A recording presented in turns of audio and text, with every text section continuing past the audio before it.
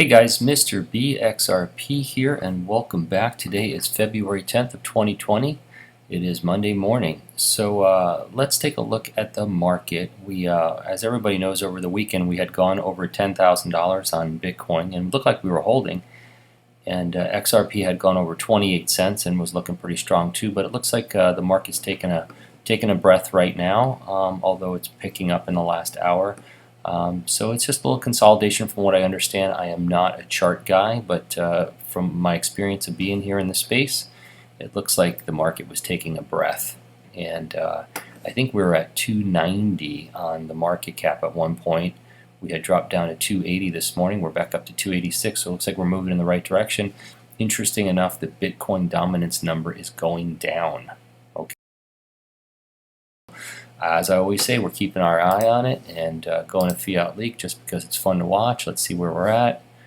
0.2747. Okay, well that looks good. All right, so here's what I want. I want to talk about a couple things today. So the first thing is, everyone knows by now that Hester Pearce had posted that she's come up with a plan that she's going to call for legislation on a safe harbor rule for digital assets. They won't be deemed.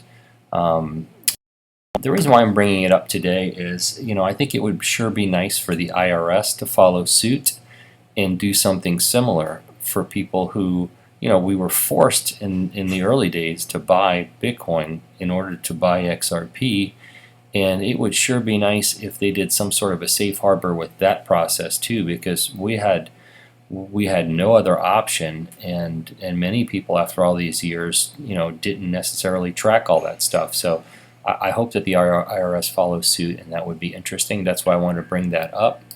And moving forward, I thought this was funny. This gentleman, Christopher Franco, posted this on Twitter. He said, where is he at here? He said, Bitcoin at 10,000, I officially spent $2 million on an ounce of weed in 2011. Yeet. I thought that was funny. Hey, before I go into the couple of topics I want to talk about today, I did want to let you know CryptoTrack is a community member in the XRP community, and he's an active serving military. So much respect goes out to CryptoTrack. He has his own YouTube channel, and I believe he's going to appear on Crypto Mike's YouTube channel today. So anyone who's interested, please check out Crypto Mike and CryptoTrack today if you can. And it looks like they're going to do it at 2 p.m. Pacific. So please do give them a watch if you can. Okay, so a couple things I want to talk about today. Let's see. Okay, so I had posted in a video last week that I was looking for a greater understanding of the XRP ledger and what it meant to build on the ledger. And I had a couple of people respond to me from the community, some people from my audience, and they kind of gave me their opinion of it, but they didn't get too detailed. And then I was lucky enough to have Jungle Inc. and Brad Kimes chime in with a lot more specifics for me. So for those that were interested, here's my understanding. It seemed like a lot of people were interested in understanding this better. So I'm sure I'm not going to deliver it perfectly, but I'm going to try and deliver it in language that I understand and maybe that you can understand as well. So essentially, imagine the XRP ledger is a highway, okay? And the ledger can have unlimited lanes on that highway. So just imagine the lanes can go on for infinity, all right? And the first lane happens to have XRP on it because it was the first digital asset, on the ledger.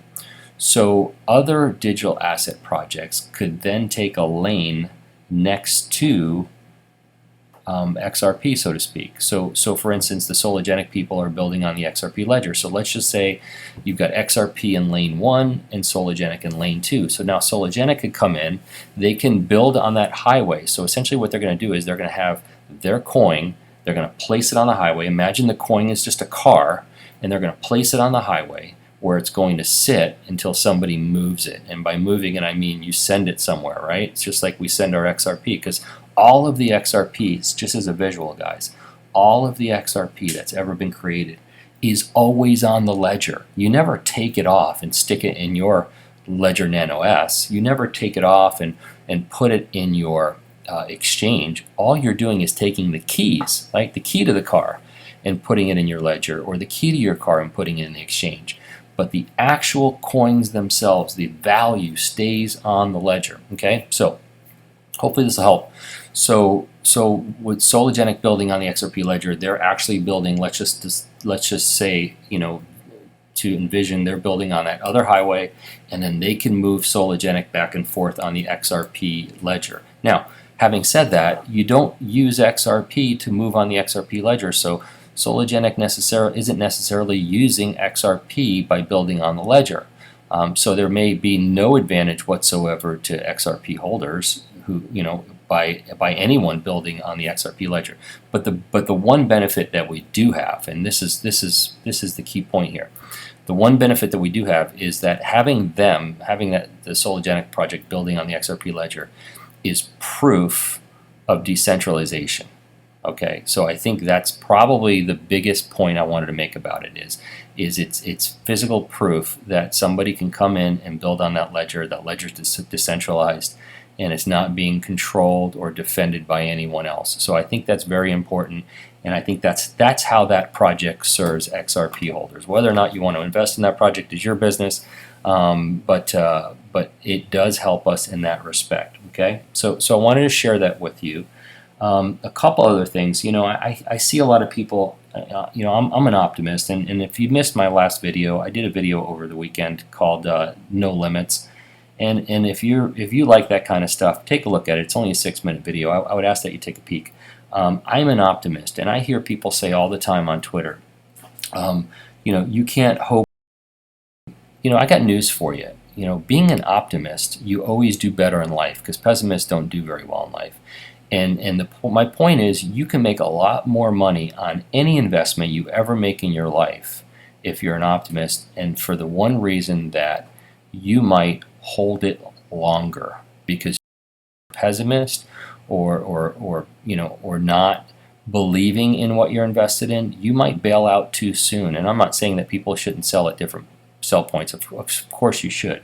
But my point is, optimism does make a difference, and it absolutely does make a difference. So I wanted to point that out to everyone.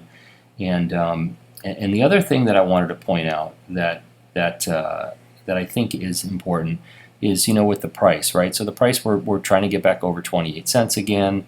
I personally, I know that there are a lot of companies that want to get out there and move a lot of money, and they're waiting for the price of XRP to get to a higher level, so that they can start moving that money. And we talk about this all the time. And I just, I personally, and I'm gonna stick my neck out a little bit here, but I'm not going to go too far.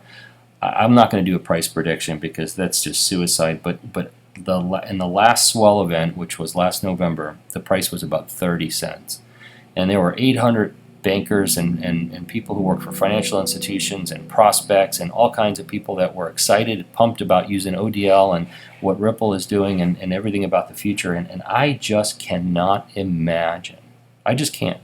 I cannot imagine a swell event this year where XRP is hovering at 30 cents. I just can't imagine. I just can't imagine that Ripple is selling the use case of XRP, and a year later we're still toying with these low prices.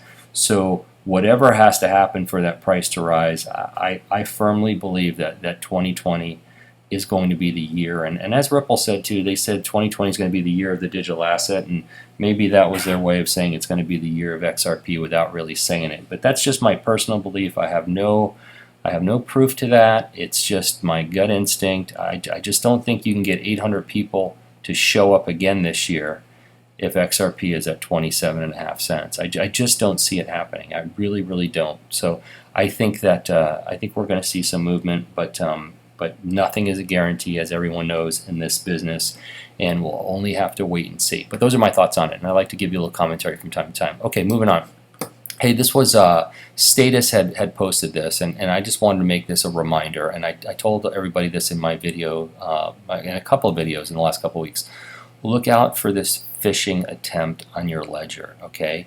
There's somebody or multiple people are posting small deposits on people's ledgers. I'm hoping that you'll click on the deposit and then follow the link and then end up at the fake website and then give up your data, okay? Just don't click on it, don't mess with it, don't do anything with it. From what I understand, your assets aren't at risk. Just don't follow the links. Don't do anything with it. Just take the free XRP and leave it alone. And that's kind of where we're at right now on that. You know, because everything is public, you can't stop people from making deposits to your ledger address. It's just impossible. Now, how do they know it's a ledger address? I'm not sure, actually. There must be some notation in all of our ledger addresses that shows it's on a ledger, because it seems like those are the people they're going after. But I don't think there's any major cause for concern. Just don't mess with it. Leave it alone. And I wanted to share that with you. Okay, so hopefully that's helpful. Moving on. Crypto Wolf, who's always putting out great information and is a very optimistic guy, says, be kind to one another. You never know what anyone is really going through in their personal lives. Positivity is the key to living a positive life and not allowing the negatives in life to bring you down, no matter how hard life becomes. And he is so right, guys. Positivity is everything. And I posted this video this morning. It's a 2-minute video, and if you want to listen to it, I'm going to play it now. If you don't want to listen to it, you're welcome to bail out right now, but I'm going to play this video by Les Brown, because Les is the man, and he talks about Chinese bamboo, and I absolutely love his delivery of it, and I'm going to crank it up and let you listen to it. Once. In the Far East, they have something that's called the Chinese bamboo tree. The Chinese bamboo tree takes 5 years to grow. They have to water and fertilize the ground where it is every day. And it doesn't break through the ground until the 5th year. But once it breaks through the ground, it grows 90 feet tall.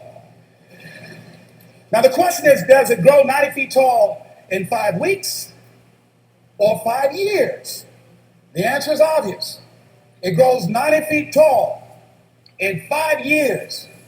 Because at any time, had that person stopped watering and nurturing and fertilizing that tree, that bamboo tree would have died in the ground.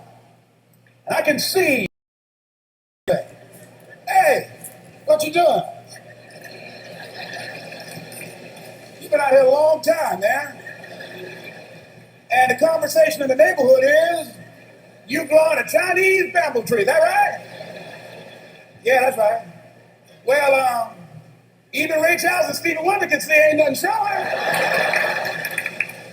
You know, that's how people are going to do you. So how long you been working? You have nothing to show. This is all you got to show. People are going to do that to you.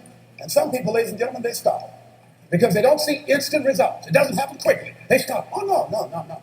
You got to keep on watering your tree. And when it began to happen, they stopped laughing. They said, look. Whoa, look at this.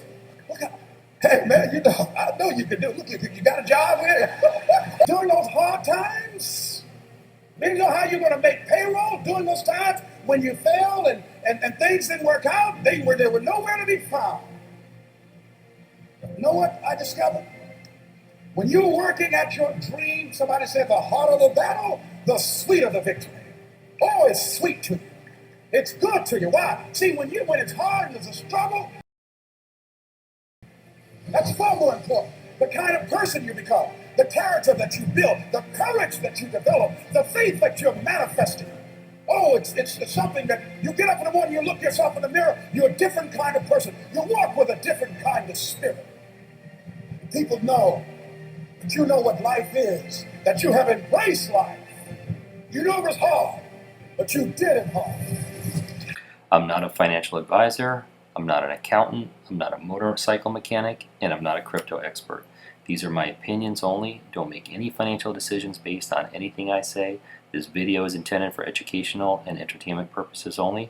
Please like and subscribe and hit the notifications button and share with anybody who you think might do the same. Everyone have a fantastic day. Thank you.